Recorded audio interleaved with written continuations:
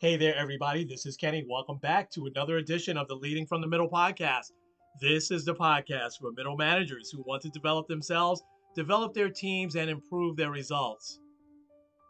You've heard this expression before, right? Manage your career or it will manage you. I have got a great leader today that is going to give you terrific advice on your career. When do you really know? How do you know that your career needs saving? How do you plan all that out? How do you take your career back? Well, folks, I got to speak with leadership and career coach and the author of Red Cape Rescue, Save Your Career Without Leaving Your Job, Darcy Eikenberg, joined me today. You don't want to miss a second of her advice. Let's get at it. This episode is brought to you by Kitcaster. Kitcaster books you on top podcasts. How do funded startup founders attract prospects and talent? Podcast interviews. How do entrepreneurs with exits find new deals? Podcast interviews. How do C-suite execs differentiate in crowded markets? Podcast interviews. Kitcaster books you on top podcasts. Click the link in the show notes for a special offer. Celebrate good conversation. Hey there, everybody. Welcome back to another edition of the Leading from the Middle podcast. I have got a terrific guest today that is really going to help you round your career out, but look at your career from a different perspective today. And I'm so excited and anxious to get to talk to her and find out more about her journey and get her advice for you today. So I want to introduce leadership and career coach, the author of Red Cape Rescue, Save Your Career Without Leaving Your Job. Darcy Eikenberg is with us today. Darcy, it is so great to have you. How are you? Oh, I am fantastic, Kenny, especially now that I'm with you in this moment. So thank you so much for having me here. Oh, it is my honor. Absolutely. And we're going to definitely find out what Red Cape means in a bit. But I love one of the first things that I see on your website is manage your career or it will manage you. And what a true statement. But I'm guessing that maybe there's something in your backstory or background that prompted you to take this lane in your career to help others with their career. Tell us a little bit about your backstory. Yeah. And if there's something that prompted you to do Sure. This was probably an unintentional place to be, but I think all of our careers, we make sense of them looking backward, right? They never make sense looking forward. We never know where we're going to end up. We just take what the next step forward is. But for me, I was a partner in a large HR consulting firm. Grew up from being just a very junior consultant to becoming a partner over the course of 15 years. And it was the type of company where every 3 years, I had a new opportunity. It just came to me. It was a new client, or it was an opportunity to move somewhere, or an opportunity to be on a new team. And, in kind of our previous business world, there are a lot of companies that were able to do that, able to just keep people moving and feeling like they're making progress. And then I got to a leadership position. And the next step up was a step I hadn't even thought about. And I got to kind of that 3-4 year point, and I started asking, what's next for me? Mm-hmm. And then I had what I call the catalyst moment. I just landed at O'Hare Airport, and this was before Bluetooth and all of our hands-free technology. And I'm in my rental car, and my boss is trying to reach me. And I did have an old-fashioned flip phone. You remember those old ones, but the only way that I could take the call was to pull over into a cold McDonald's parking lot. It was February in Chicagoland. I was flying in from Atlanta. I remember distinctly how cold that was. Yeah. I took the call, and she told me that she had decided she was going to retire. And in that same breath, she told me one of my peers, the one who was already located at headquarters, was taking on her role. Mm-hmm. So in the flash of a minute, it was the next job up wasn't going to be mine. And then I scanned my body trying to feel my toes because it was so cold. And I realized I was relieved. I was relieved that the next job up that I didn't really want, but I hadn't really admitted to myself because of course I would want the next job up. Every 3 years I grow somehow, right? Hmm. And then as I was pulling out of the parking lot, heading to my hotel, I realized the big question was, if it's not that, then what do I want to do next? And that's when, in that next week, I hired my first external coach Hmm. and really started the path of what's next for me, and understanding who I was at that moment and what I wanted out of my long-term vision. And whereas I never intended to become a coach, a lot of doors opened and opportunities came forward for me to launch into my own business eventually. And now having the opportunity to do things like being here with you today and helping others on their journey. Wow, that is so inspiring, and it's amazing how those doors open up for you. And do you feel at this moment in your career that your career is more in your control than anything else? That you're managing your career?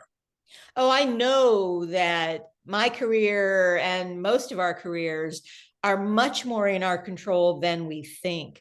This is one of the thesis of the book and of a lot of the work that I do with people at all different levels, but especially at a leader level, a person who has success on paper, right? Everybody looks at them and they're like, they've got it made, and they're thinking, what have I made? Where Yeah, am I going? What's next? yeah. So, yes, I think that we forget that there are many things that are in our control because we follow the mindset of, well, the company is in control or the economy is in control, and in so many ways, that's not true.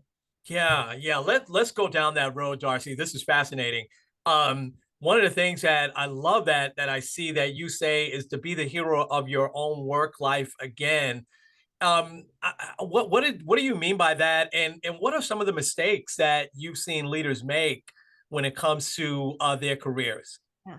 Well, let's go back to understanding what we actually control. And Mhm. I wish we taught this in school, because Yeah. this knowledge, this knowing would save so much stress and anxiety. And so there's only three things that any human being ever controls. And the three things are what you think, what you say, and what you do. Hmm. And that's it. Hmm. That it's enough, Hmm. because the world is going to go on in whatever it's going to go on, do happen. Your circumstances happen. Other people make decisions for themselves. They do things, they say things, but you get to choose. How do I want to think about it? Do I want to think, oh, they're trying to hurt me? Or do I want to rewrite that story and maybe ask, what else could this mean? Do I want to say something? Do I want to intentionally speak up?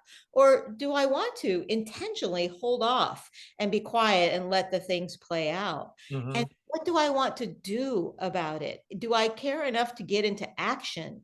And I think so often we're measuring progress and success by things that are not fully in our control, as opposed to saying, you know what, I took that first step today. I'm going to follow the next step. I'm going to have the next conversation. And I should feel good about that progress because that's in my control. I Hmm. can't control if I'm up on stage and there's a few people in there that are rolling their eyes. I can't control their reaction. All I can control is I'm showing up, I'm prepared, I'm doing the best thing that I believe to be for this group at the time. Hmm. And a lot of times we just be trying to control everything else and everybody else, and it just never works. So So true. Yeah. those are really secrets. I think that once we Mhm. recognize that's all we control, then we get to make better choices about our time, our energy, our stress, and our thoughts. So true. So true. So, so what are some of those mistakes? Because I will have a follow-up question to this, but why is it that leaders or career professionals leave their job too soon, and how do you know? Mhm. The I think the reason that we leave when something gets uncomfortable, right? Something has happened. We have a leadership change, or we didn't get a promotion, or there's just something that's a speed bump that is a discomfort. And the truth is that goes back to, a lot of my work is based in the neuroscience of the brain. How does the brain actually work? And the truth is, the brain wants to avoid uncertainty. The brain is trained to avoid pain and risk, because it's the same primitive part of our brain that existed back in our ancestors' days. It's the same piece of the brain that lights up when our ancestors would hear a tiger roar, that now lights up when we hear our boss roar, right? It's the same thing. It floods our body with hormones, and it's that fight or flight, right? So when things get uncomfortable, the tendency is for flight. It's like, oh, stuff screwed up here, let me go elsewhere. Yeah. And we saw this a lot in the past several years. At the time of when we're recording this, we're several, 3-ish years past the beginning of the COVID pandemic. But there was also a lot of this going on before, that it just seemed easier to leave what I have interpreted as a bad situation and go somewhere else. But one of the things we're now seeing from the dramatic amount of turnover that happened during the past several years, as well as early retirements of people saying, well, this work thing, it's just, I'm not cut out for it anymore, is people now saying, wait, the same issues that I was struggling with then are coming up now. Or the perception that the grass isn't always greener on the other side. There's just as much yellow at that other company as in the grass at my former company. And so the only thing we control then is, when we hit that speed bump, of first asking ourselves, what's in my control here? Where are the things where I might need to think differently? Or do I need to say something different? Or is there something I need to do different to get more of what I want and what I need? And do I even know what that is? I think, Kenny, that's another piece that I see for people, is you leave, but you don't know, you're running from something as opposed to running toward something. Yes, absolutely. What a wonderful tie back into those things that you can control. And it makes so much sense, how the brain works, without a doubt. My follow-up question, Darcy, I'm just wondering how you fight against this. And you mentioned, COVID. So I'm glad you mentioned that, because it's not just, we have this perception that it was just younger folks that, were leaving their jobs, but it was older folks like myself that also were like, you know what, I'll retire early or whatever. But culturally, I can remember the days where I would, and I was guilty of this, I would look at a resume and I would be like, oh man, this person's got way too many jobs. They've jumped from here to here to here. But it's become almost acceptable these days, right? And almost like, yeah, how I've seen some posts on LinkedIn. Hey, this is how I got to $100,000 a year because I went from this job to this job to this job to this job, this company to this company. How do you fight against that? Because you're saying, wait a second, time out. Let me look at those things that I can control and reassess, where a lot of folks, the patience is not to even do that. So how do you fight against that these days? Yeah. I am not saying, by having a book that says Red Cape Rescue, save your career without leaving your job, that you should never consider leaving a job. I think, again, the baseline is the clarity about what you want. And so if your goal is, what, my primary focus right now is wealth creation. And if I have asked for what I need here, if I have examined the situation, if I have done the things that are making the maximum contribution here, there's times where it's like, the way this company is structured is just not going to give me what I need, and going elsewhere is the right thing. But often we make these assumptions instead of actually asking and saying, hey, my goal is to make, $200,000 a year. What would be the path here? What would the contribution need to be from me to do that? Yes. Sometimes we don't even start that conversation. We just make assumptions.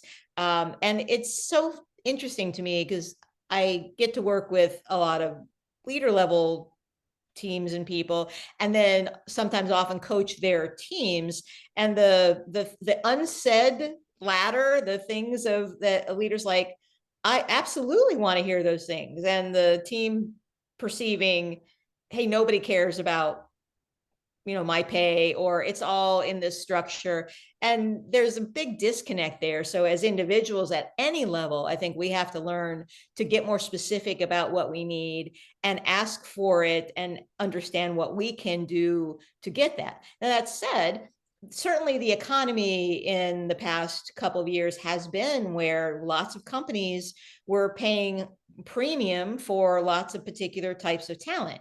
And some of that overhiring is what we're now seeing in the increased layoffs and downsizing. Yes. So there is obviously doing your due diligence about going towards something as opposed to running from something.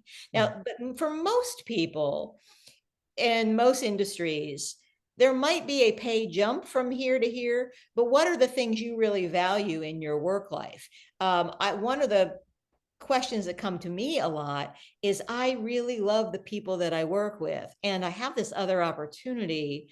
Like, how do I, and they're probably equivalent for pay and benefits, but how do I decide? Does it actually look better for me to have this jump, to have more experiences?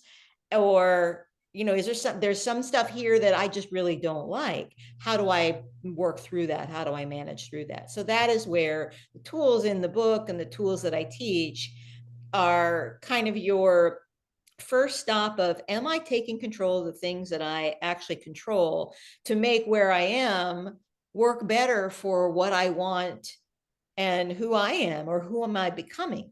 Sometimes you can do that work and it just clarifies that, yeah, no, this is not going to be the place for me long term. And then you can make a confident decision about departure. You can part as friends, respectful, because I mean, it's a small world, right? Look at people going back to places. The media love of the story of, I walked in and I said, I quit, and then I left the next day, and, or I just left all my stuff and didn't tell anybody. That's not professional. That's not a long-term strategy. I think we really have to be cautious around, we need to do what's right for us, but have we done the due diligence to get clear about that and what we could do to change our own situation, as opposed to expect that, well, the company can read our mind. Yeah, that is such amazing advice. I tell you, while you were talking, I was thinking of people that I know that kind of quit on the spot. I have to say, this is just my experience. I think 100% of the time, I didn't see it work out for them. They landed into something else that they didn't like, and then they've kind of spun their wheels. Whereas I remember a specific gentleman who, it was well thought out, and it said, I'm going to give this, a few more months, but here's the conversations I'm going to have. And then, to your point, he did wind up leaving, but it worked out great, for him, because it just wasn't the place for him. So I think that is just remarkable advice on how our culture sometimes today kind of pushes us to, no, man, I'm going to find something that pays more. I'll find something that, and it just, I've never seen it work out.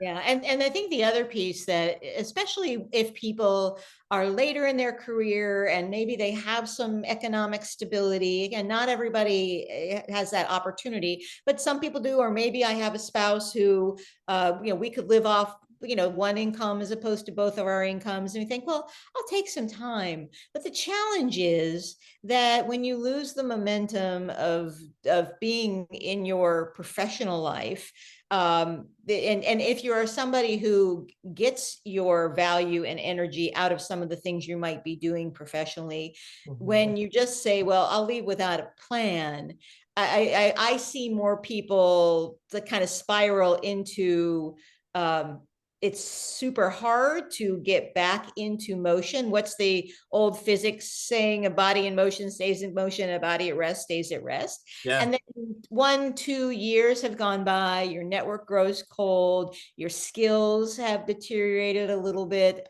even if you're using them for volunteer work or, and again, there's no right or wrong to this. To me, the anchor is we have to do the work at various points in our career to understand, what do I really value? What do I really want? What's my long-term vision? What do I want to look back on some point in my life and be excited by, be proud of?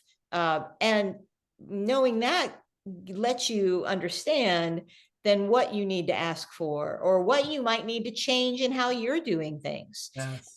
The changing how you think about things, instead of thinking everybody's out to get you, it's like choosing a different thought. Everybody's doing the best they can. Yeah. And you can change your emotional state in a second by changing a thought. But often the noise is so much around us that we don't know we actually have the power to change that thought.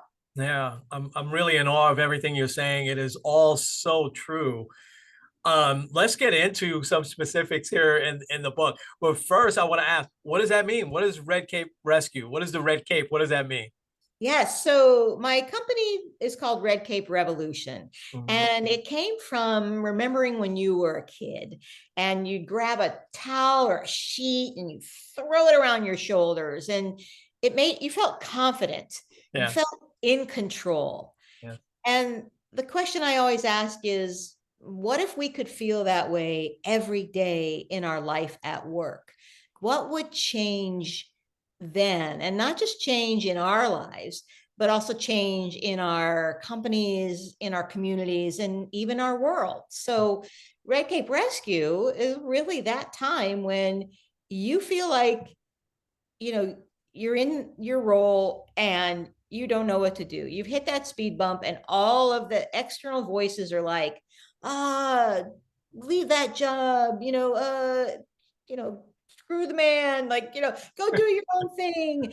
And it's socially acceptable to leave a job, to say, oh, I'm starting my own thing, or I'm going to retire.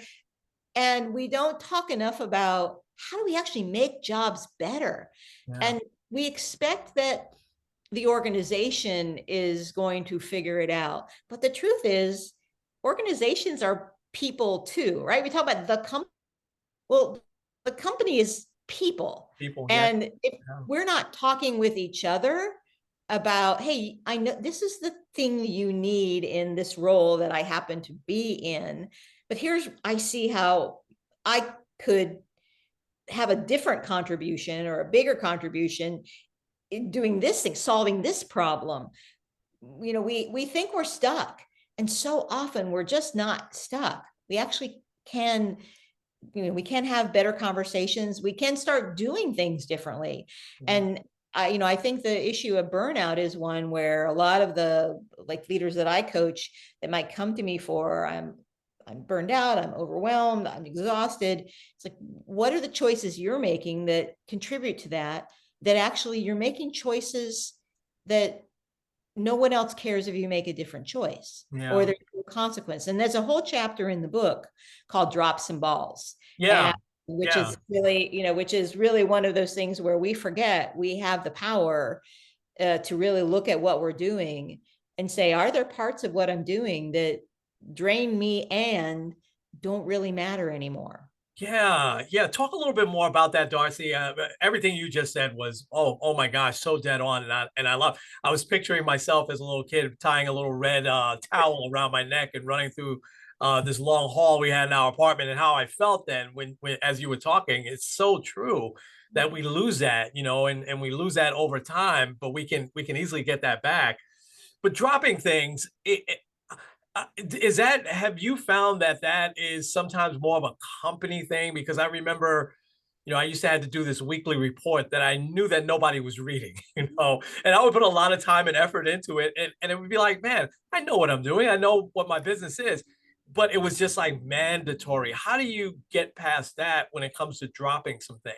Yeah. Well, one of the things that I think happens over time, and think about your home wherever you live.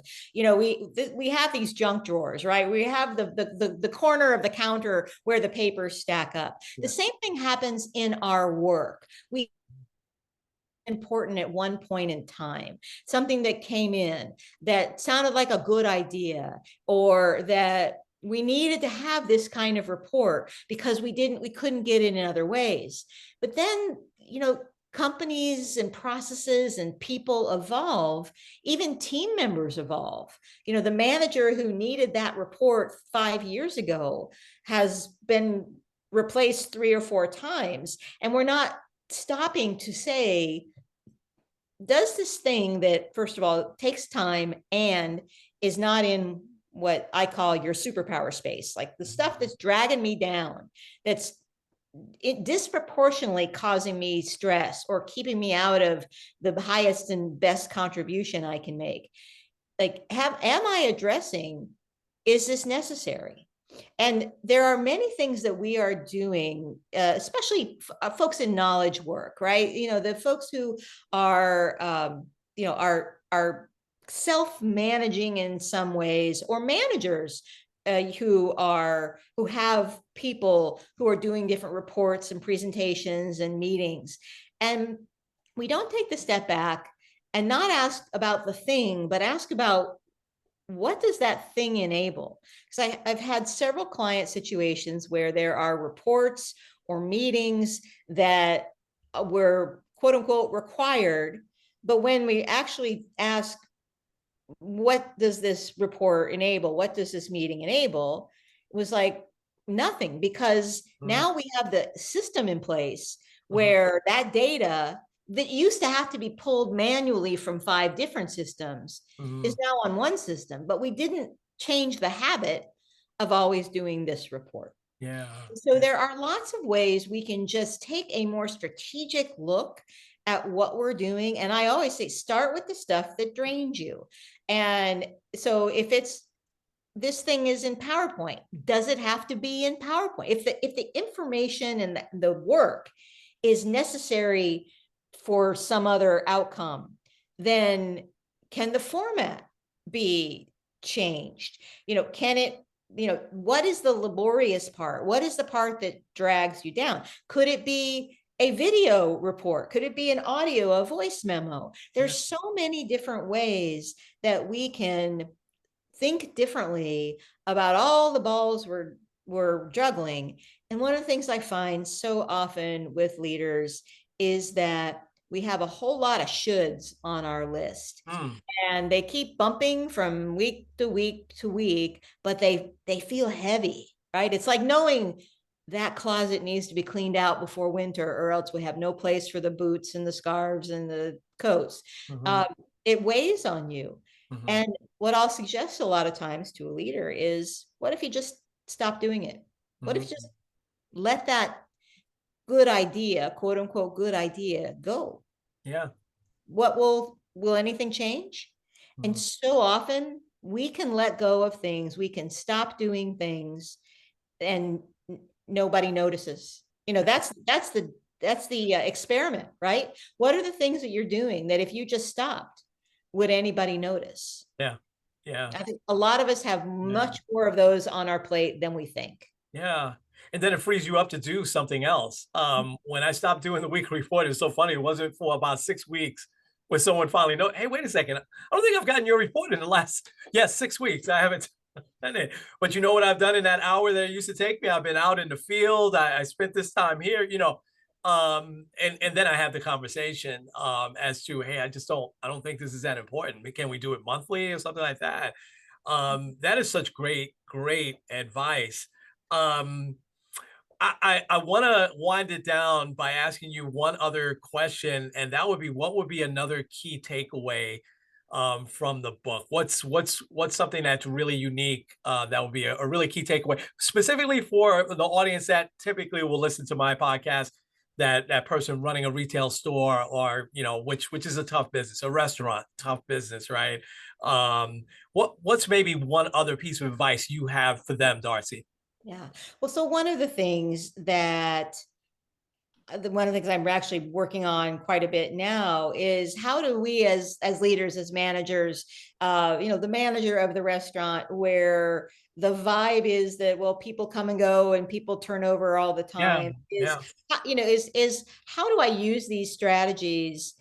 How do I help teach my people the things they control? So what does that need from me? Does that need me being overt to say, I want you to ask for what you need, Mhm, which is a chapter in the book where I talk about how to ask for what you need, mhm. or being overt to be able to show examples of where you've assumed positive intent or where you've brought your team together to get clarity on what does everybody want from working here, like what are people's priorities, because we make these blanket assumptions that it's just the money. Well, people will go across the street for another $1 an hour.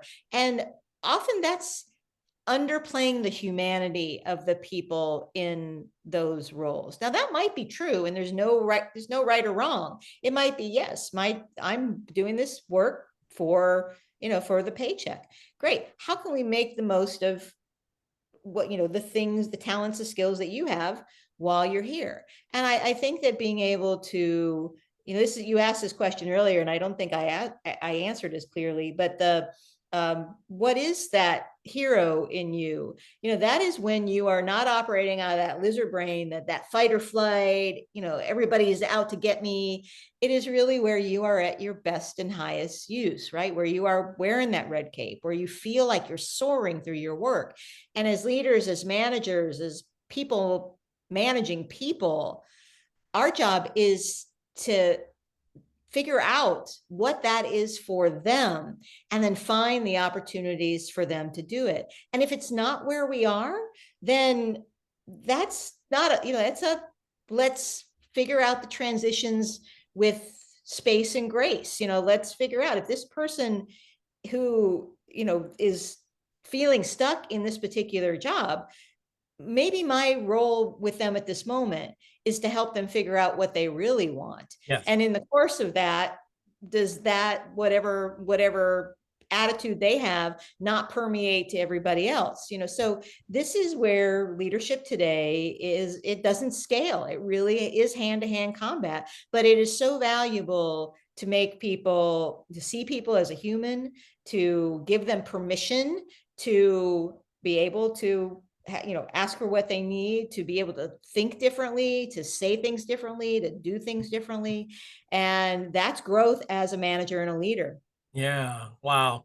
Amazing, amazing advice. And you have to wear so many different hats as a leader, but especially today. And I love everything that is in your book and that you're advising for folks. And so with that being said, how can people get in touch with you, Darcy, and be able to connect with you and work closer with you? Great. So I have a weekly email that I kind of think of as a little love note. It's usually a little story. It's a resource and some encouragement, and that anybody can sign up for. It's my insider community. The shortcut is redcapeinsider.com, but you can also go to redcaperevolution.com and you should just click on join my insider community. But I also spend a lot of time on LinkedIn. People are more than welcome to connect with me on LinkedIn as well. I believe I'm the only Darcy Eikenberg on LinkedIn. That is awesome. I think I got my first newsletter this morning because I signed up for it, and I think it came almost right away. I didn't get a chance to read it yet, but I will. Darcy, this has been amazing. Thank you for the work you're doing. It is so needed. It is so wanted. Leaders, the advice that Darcy gave, please, please, please listen, pause, take notes, go back and listen some more. But I thank you so much of being so generous with your time today and just passing on some amazing advice to us. So thank you again, Darcy, for being on. Well, thank you, Kenny, for all that you do for your audience and for everybody who listens in. It's important to have these conversations, and I appreciate it. Really is. Thank you so much. So, folks, we'll leave it there. This has been the Leading from the Middle podcast with Kenny and with Darcy. We'll talk to you real soon.